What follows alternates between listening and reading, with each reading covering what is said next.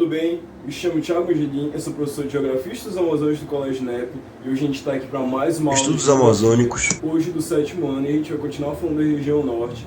Daqui para umas 2 aulas a gente já vai estar acabando esse assunto aqui e agora a gente vai falar sobre mais um pouco sobre as características humanas.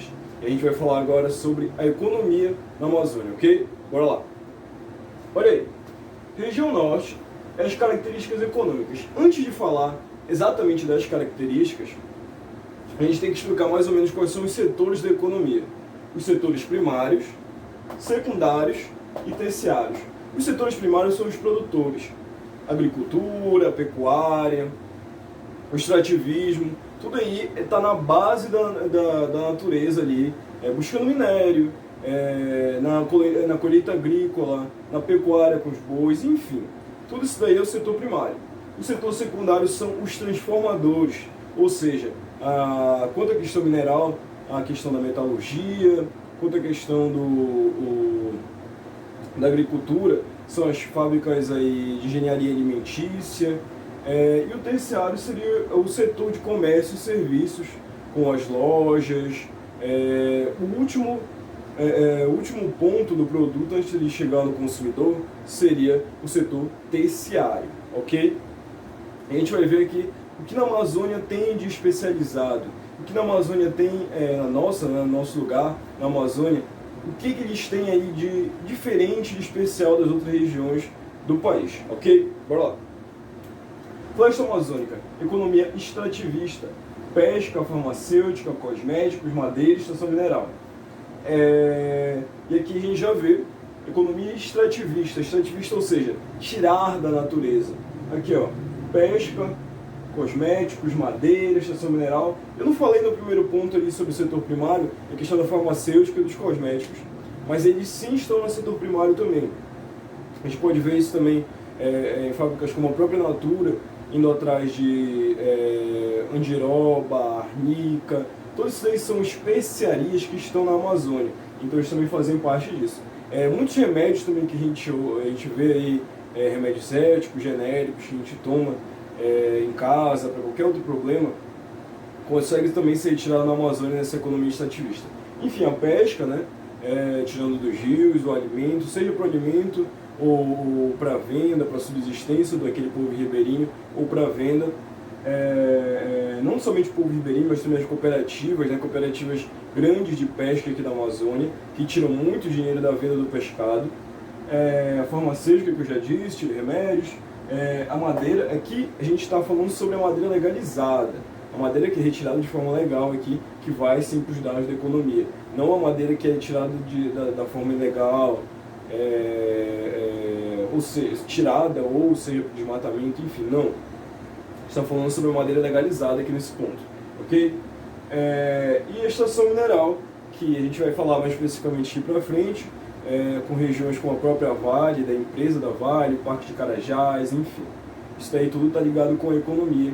E então a gente já vê que aqui na Amazônia, principalmente depois da ditadura militar, a gente consegue perceber que aqui é uma região do setor primário de uma economia extrativista, ok? Olha aí. Enquanto a questão populacional aqui, ligada à economia, já intrinsecamente ligada com a economia. Olha aí, muita migração e desenvolvimento de estradas. Aqui nesse ponto a gente fala de muita migração, a gente fala também, principalmente dessa questão do êxodo, ali vindo das pessoas vindo do Nordeste aqui para a nossa região. Também um reflexo de momentos como a ditadura militar, como a ascensão da borracha na Amazônia.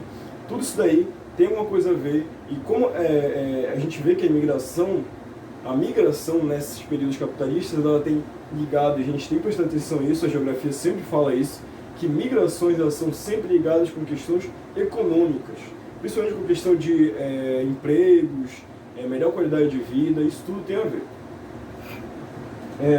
E também essa migração foi facilitada por causa do desenvolvimento de estradas, e esse desenvolvimento de estradas também acarreta melhorias econômicas, com o fluxo de transporte também, pela geração de empregos na sua criação, enfim. E aqui nesse ponto a gente falou sobre economia extrativista, a gente vai falar sobre o grande projeto Carajás, que fica ali para o sul do Pará, né? fala bem pra gente sobre essas questões econômicas e como afetou tanto populacionalmente como economicamente a região norte do país. Olha aí. Maior jazida de ferro e manganês do Brasil, superando de Minas Gerais. Se a gente for ver no começo ali da colonização, Minas Gerais, pelo nome a gente já vê, né? Minas Gerais, foi ali o primeiro lugar que foi encontrado minério, ouro principalmente aqui no Brasil.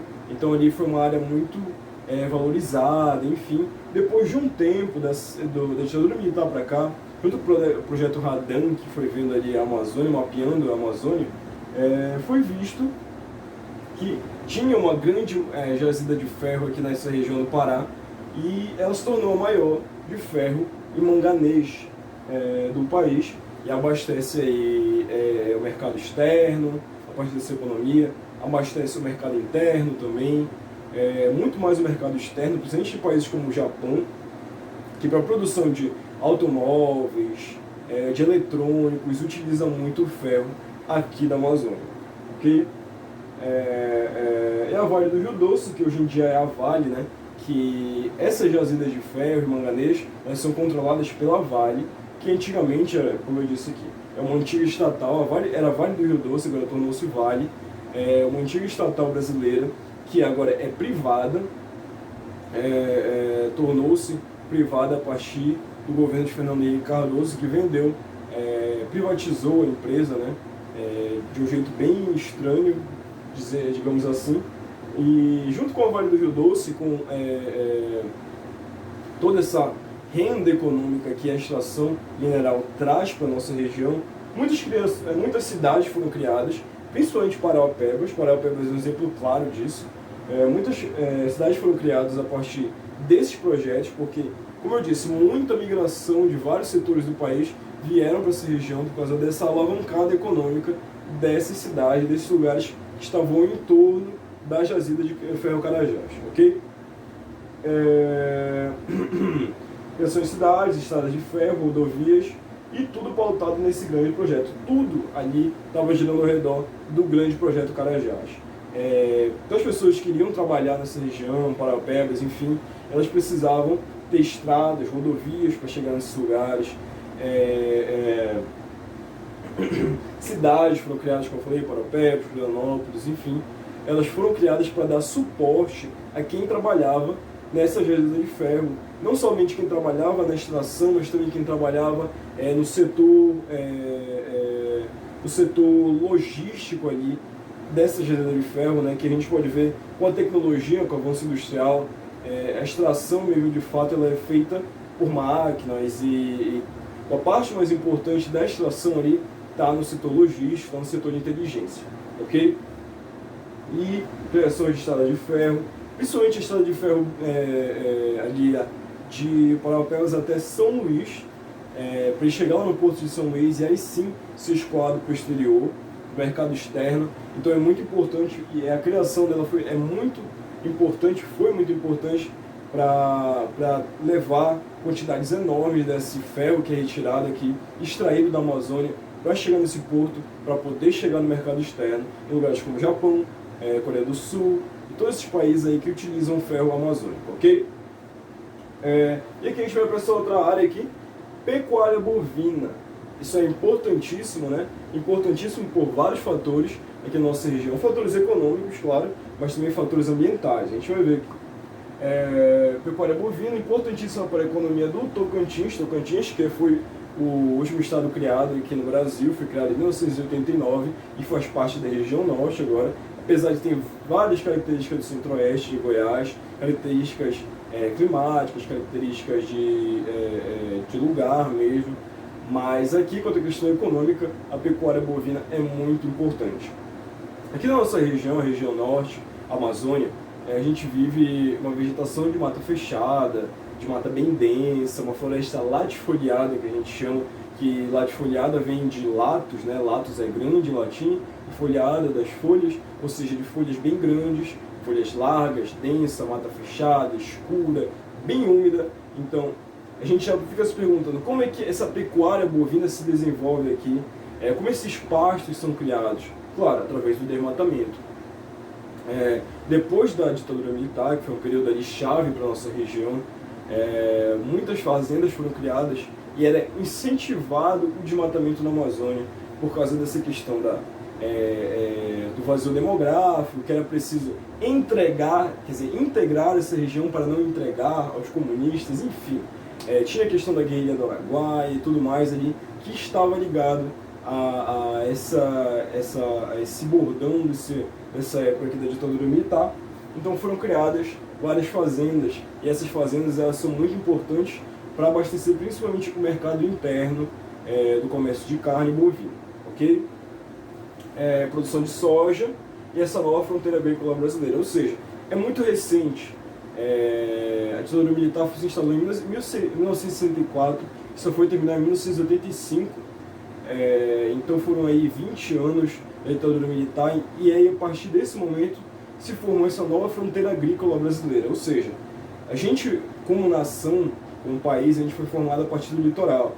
Então essas regiões ali do sudeste, do nordeste, elas desde o começo já foram estabelecidas ali com fazendas, com extração da cana-de-açúcar, do pau-brasil, enfim. Aí só do século XIX para cá que as regiões da Amazônia foram levadas mais em conta desse processo aí agrícola, da agricultura no país, da agricultura seja extrativista ou seja da pecuária, ok? E aqui a produção de soja que é exclusivamente para abastecer o mercado externo, principalmente a China, e é também responsável por grandes áreas desmatadas aqui na nossa região, que também acaba com a flora, né, da região amazônica, mas também com a fauna, porque a floresta é casa de muitos animais, e aqui na região amazônica tem mais de, 500 milhões de espécies já estabelecidas, e ainda tem muitas outras que ainda não foram contabilizadas e podem estar se perdendo, podem estar sendo extintas antes mesmo da gente se conhecer por causa do desmatamento nessa região, ok? E aqui o setor secundário da economia, claro que existe esses outros fatores, que essas outras empresas aqui que cuidam dessa região na Amazônia, e a principal dela é a Zona Franca de Manaus. Zona Franca de Manaus é onde é um polo industrial, onde é construído vários eletroeletrônicos, e é um polo até recente, foi criado aí na década de 80, 70, e com uma única razão, com algumas razões, né? Ocupar aquela área ali e também trazer emprego e renda para aquela população que estava ocupando esse setor, principalmente ali em Manaus. E a Zona Franca ela é responsável muito por esse inchaço populacional que hoje se instala ali em Manaus, por causa que veio para cá e veio já trazendo emprego, e como eu disse no começo da aula, quando traz emprego, traz pessoas, traz migração, ok? E falaram, como estabelecer uma indústria de eletrônicos, ainda mais no meio da floresta? Como que isso vai ser rentável para os setores externos, trazer para cá, para montar, etc. Teve esse fator aí de ocupar a terra, né, do norte aqui de Manaus, enfim, dar importância a essa localidade, mas também, a partir disso, o governo brasileiro deu vários incentivos fiscais para essas empresas se estabelecerem aqui.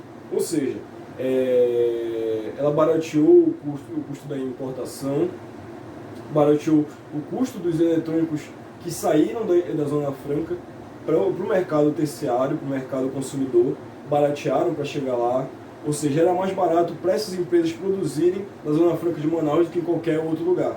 Isso daí já abasteceu não somente o mercado da região norte, mas também abasteceu o nordeste e assim o sul também, deixando o preço dos produtos um pouco mais barato.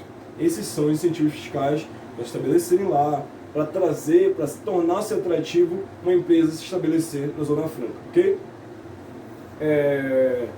E aqui tem o Distrito Industrial de Belém também, que esses daqui são os setores secundários, a gente tem que lembrar. Primário aqui são os produtores, secundários são os transformadores, ou seja, todo aquele ferro que é trazido da produção extrativista, por exemplo, chega na Zona Franca de Manaus e se transforma num eletroeletrônico, ok?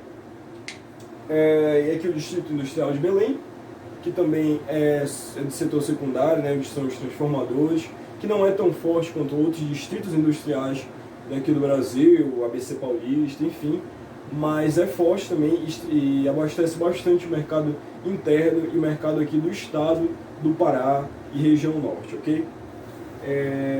E aqui também um ponto da nossa região, da região norte, essa indústria tradicional terciária aqui, que também estabelece o comércio, setores de venda, que é bem forte, principalmente nas capitais. Porto Velho, Amapá, quer dizer, Macapá,